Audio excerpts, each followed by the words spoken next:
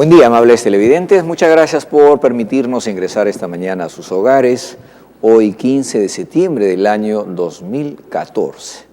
De hecho, una de las noticias que hoy seguramente empieza a circular en los diferentes medios es el golpe de timón en la economía peruana. Así se ofrece por lo menos en las primeras declaraciones del nuevo ministro de Economía y Finanzas. En realidad, estrategia, cuál fue la razón de hacerlo un día domingo y realmente bastante tarde, digamos, para no generar seguramente muchos titulares, aun cuando de todas maneras hay algunos medios que han cogido algunas declaraciones, repito, declaraciones que ha vertido el nuevo ministro para el canal del Estado, para el canal 7. En este caso nos estamos refiriendo al nuevo ministro que ha juramentado anoche. Vamos a dar cuenta un poco de su hoja de vida. Del doctor Alonso Segura, el flamante ministro de Economía y Finanzas, señala tener un doctorado en la Universidad Católica del Perú, de igual forma en la Universidad de Pensilvania en los Estados Unidos.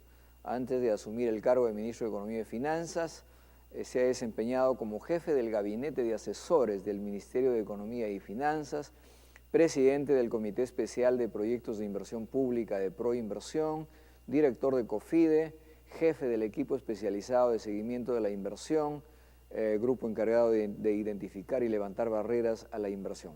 En todo caso, viene de estar en la mesa de trabajo dentro del mismo Ministerio de Economía y Finanzas. En sus declaraciones, el nuevo ministro ha señalado que las cifras de crecimiento de la economía nacional recobrarán dinamismo en el futuro inmediato.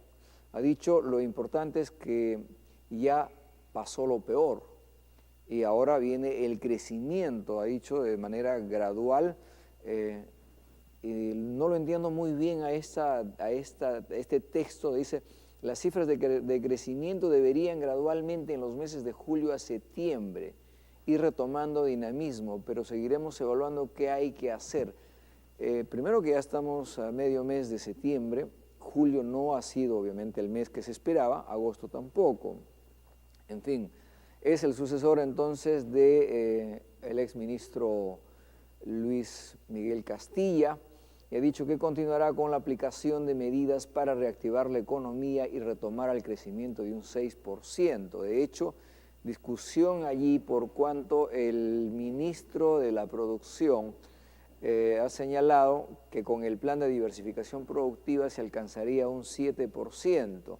Analistas del BID señalan que no llegaríamos a un 4.5%. Y hoy el BCR señala que el promedio de crecimiento para este año sería de 3,9%, según el estudio que han efectuado, convocando ciertamente a varios economistas, expertos en el análisis de la economía nacional. De manera que esto me lleva a mirar el último reporte de inflación a julio 2014, publicado por el Banco Central de Reserva. Y de hecho aquí encuentro algunos aspectos mirando, digamos, de cara a la economía mundial. De hecho, la crisis en varios países aún se mantiene agudo y el Perú está en una curva en realidad no ascendente, sino más bien decreciente.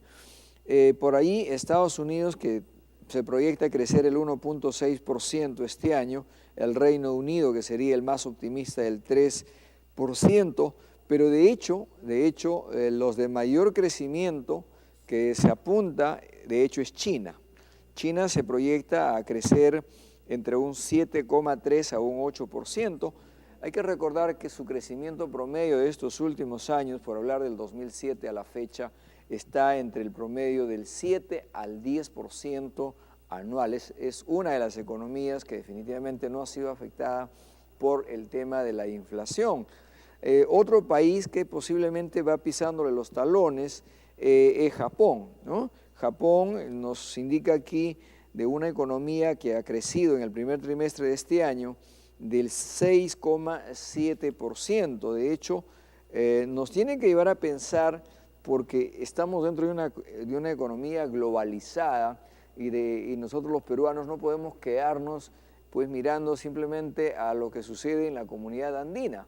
Tenemos que pensar, y aún mirando a nivel de América Latina, podríamos mirar el efecto del crecimiento entre lo comparado del 2013, del primer semestre, comparado con el semestre del 2014.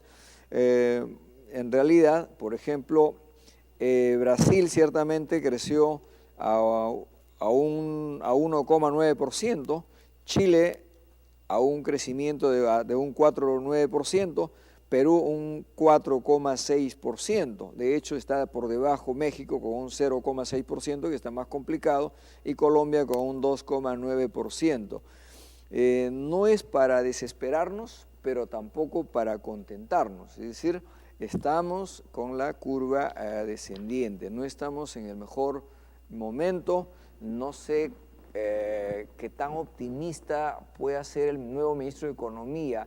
Las medidas de reactivación no han logrado tal efectividad aún a la fecha planteadas por su antecesor, en este caso el ministro Castilla.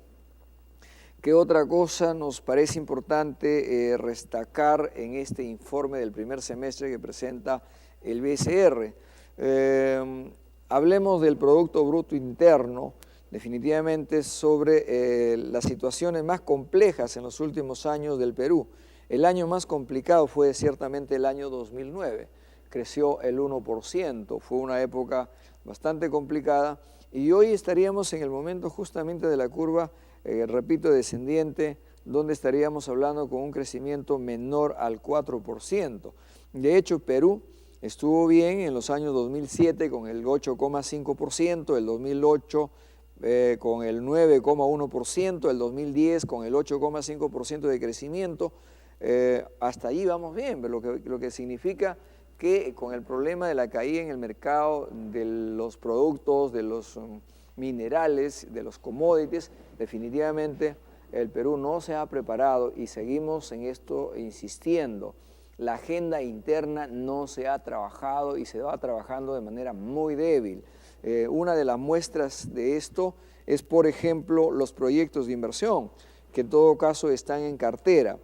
41% de estos proyectos de inversión corresponde a minería, 8% a infraestructura y solo 6% al sector industrial. De hecho, hay otro sector importante que es electricidad, un 12%, hidrocarburos, 13%, pero para el sector industrial estamos hablando solo de un 6%, de manera tal que los proyectos, las grandes inversiones no andan muy interesados en los proyectos, llámese agrarios, agropecuarios, de turismo o del sector manufacturero.